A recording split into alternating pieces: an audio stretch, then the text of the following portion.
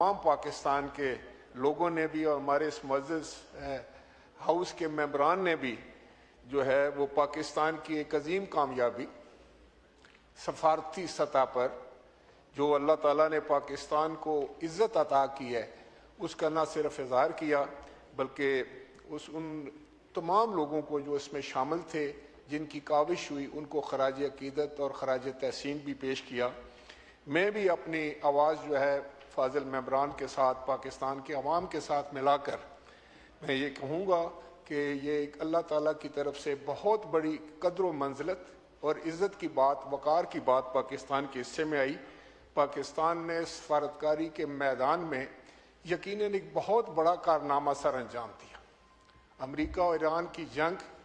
जो थी वो पूरी दुनिया के लिए ख़तरनाक थी, उसने पूरी दुनिया को हैजान में मुब्तला कर दिया था और बज़ाहिर कोई ऐसा रास्ता भी समझ नहीं आ रहा था हर दो अफ्रीकैन की तरफ से जो है, और जो पीछे हटने की बात नहीं थी, बहुत बड़ी तबाही हो रही थी और बहुत बड़ी तबाही का इम्कान था। और उसके अलावा पूरी दुनिया का वो माशी तौर पर हो और एक हैजानी कैफियत की वजह से हो, बहुत बड़ा नुकसान भी हो रहा था। इन हालात में पाकिस्तान के वज़ीर आज़म साहब ने, प्रेसिडेंट साहब ने और जनाब फील्ड मार्शल सैयद आसिम मुनीर साहब ने, जनाब हमारे वज़ीर ख़ारजा और डिप्टी प्राइम मिनिस्टर इसहाक डार साहब ने, बल्कि एक पाकिस्तान की पूरी मैं समझता हूँ जो कि टीम थी, उन्होंने बड़ी अमांगी के साथ, बड़ी मेहनत के साथ, बड़ी काविश के साथ, बड़ी दानिश के साथ, सब्र के साथ ये जो मार्का सर किया है ये बहुत बड़ा मार्का था और पाकिस्तान का नाम जो है वो पूरी दुनिया में गूंजा।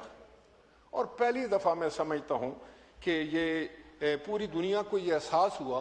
कि पाकिस्तान एक सुलहजू मुल्क है, उसको अल्लाह ताला ने इतनी सलाहियतें दी हैं कि वो दुनिया में अमन बरकरार रखने के लिए अपना कलीदी किरदार अदा कर सकता है। इस पर मैं समझता हूँ मैं जनाब वज़ीर आज़म साहब को, इनकी पूरी टीम को और जनाब फील्ड मार्शल सैयद आसिम मुनीर साहब को दिल से मुबारकबाद पेश करता हूँ। और यकीनन ये अल्लाह ताला का ख़ुसूसी करम है इन लोगों पर कि इन्होंने जो कामयाबियाँ हासिल की हैं, अगर वो कामयाबी अगर आप मंसूब करते हैं वज़ीर आज़म साहब के नाम के साथ,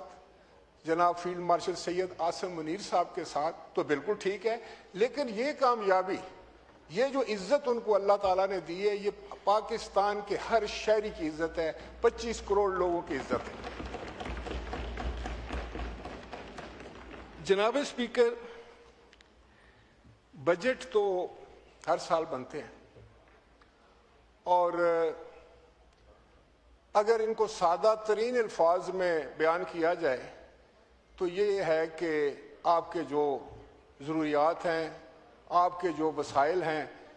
उनको इकट्ठा सामने देखकर फैसले होते हैं और हर हुकूमत ये चाहती है। जनाब स्पीकर, मेरा ख्याल है कि अगर कोई 17वां 18वां या 20वां ये बजट जिस पे मैं खड़ा हुआ हूँ तकरीर करने के लिए, तो हर दौर में हर हुकूमत की ये ख्वाहिश होती है कि वो कोई ऐसा बजट लेकर आए जो उसको अवाम में पजीराई ज़्यादा बेहतर मिले,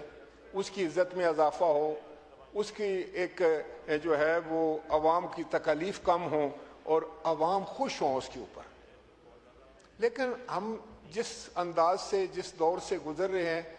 जो इस वक्त सारी दुनिया के हालात हैं, उसमें एक ऐसा बजट पेश करना जिसमें जो है वो हर ज़रूरत पूरी कर दी जाए,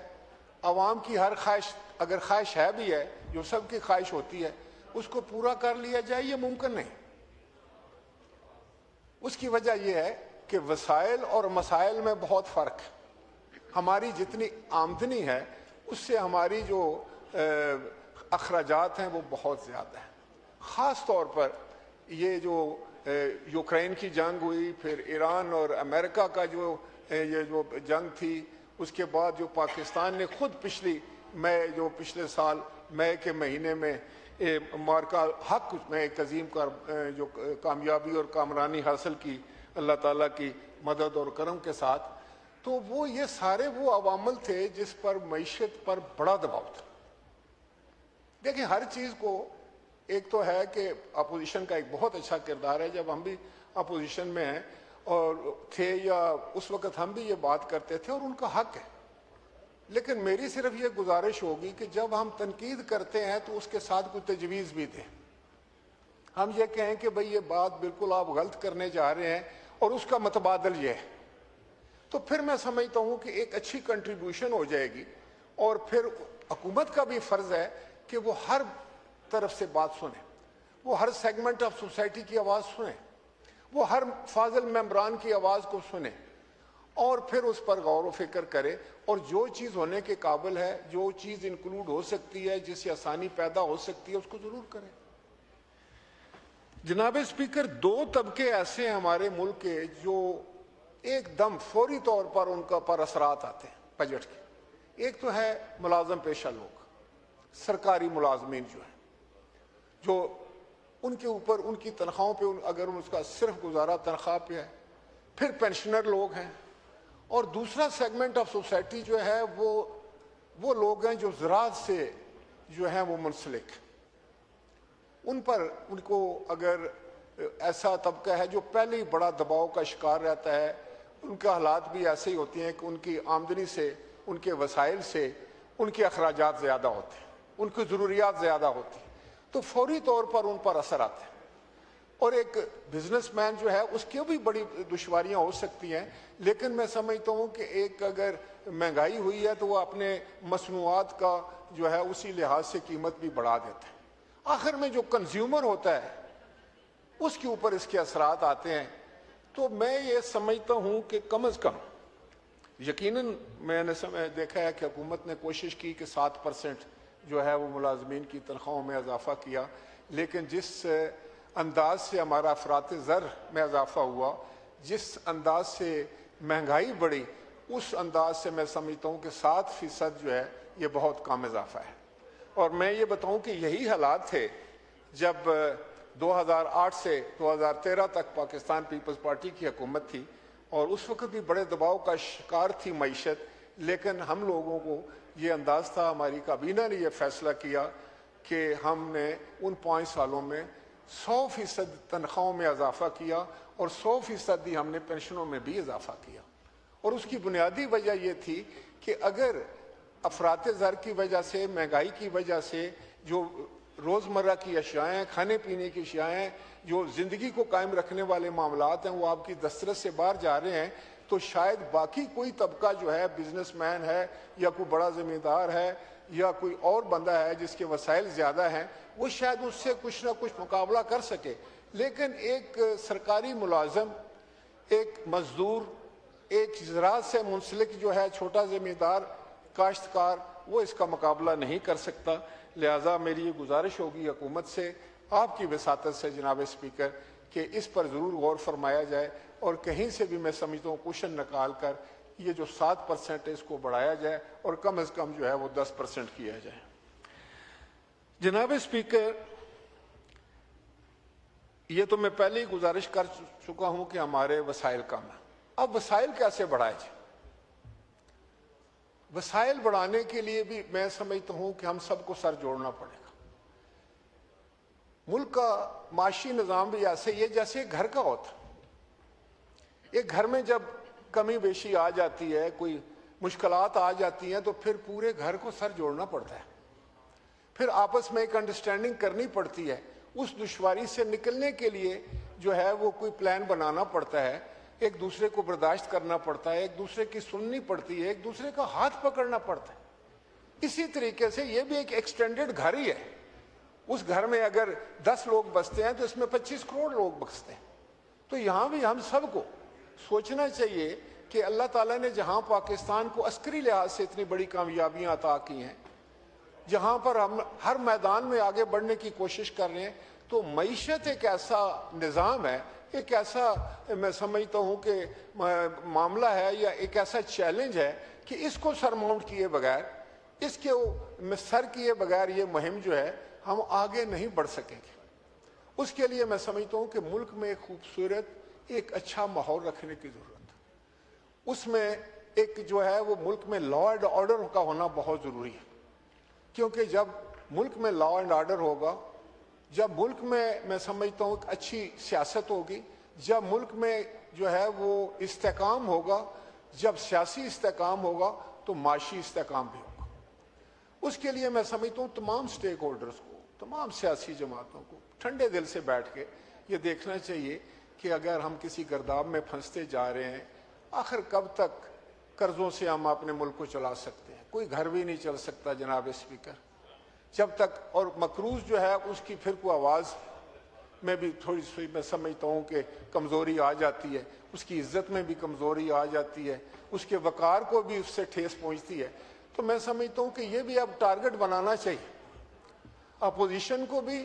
اور حکومت کو بھی، کہ ہم کس طرح قرضوں کی اس لعنت سے چھٹکارا حاصل کریں، کس طرح ہم اپنے وسائل کو بڑا کریں، کس طریقے سے ہم اپنا ٹیکس بیس بڑھائیں، اور کس طریقے سے ہم لوگوں کو راغب کریں۔ مجھے میں دیکھ رہا تھا کہ جناب والا جنوبی کوریا بھی جو تھا وہ بھی IMF کا مقروض تھا، بڑا قرضہ تھا۔ ان کی لیڈرشپ نے ایک جو ہے وہ کال دی پوری قوم کو، اور اس نے خاص طور پر خواتین کو کال دی کہ دیکھو ہم مقروض ہو چکے ہیں اور ہماری اتنی عزت نہیں ہے جو ہماری ہونی چاہیے۔ ہر فورم پہ جاتے ہیں تو سمجھتے ہیں شاید قرضہ مانگنے کے لیے آئے۔ تو کورین خواتین نے اپنے زیور جو ہے وہ ان کے سپرد کر دی، اور اس سے ان کا سارا قرضہ اتر گیا۔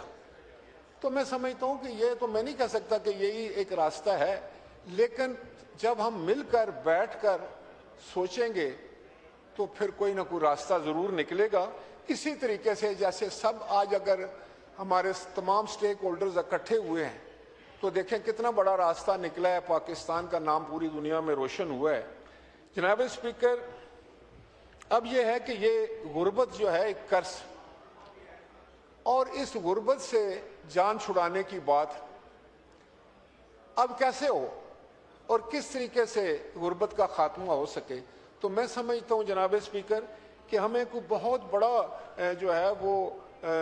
کوئی کسی فلاسفر کی ضرورت نہیں، ہم سب صرف اکٹھے ہو جائیں اور یہ طے کر لیں کہ سیاست ہم کریں گے، ضرور سیاست کے بغیر گزارا نہیں ہے، لیکن صرف سیاست نہیں کریں گے،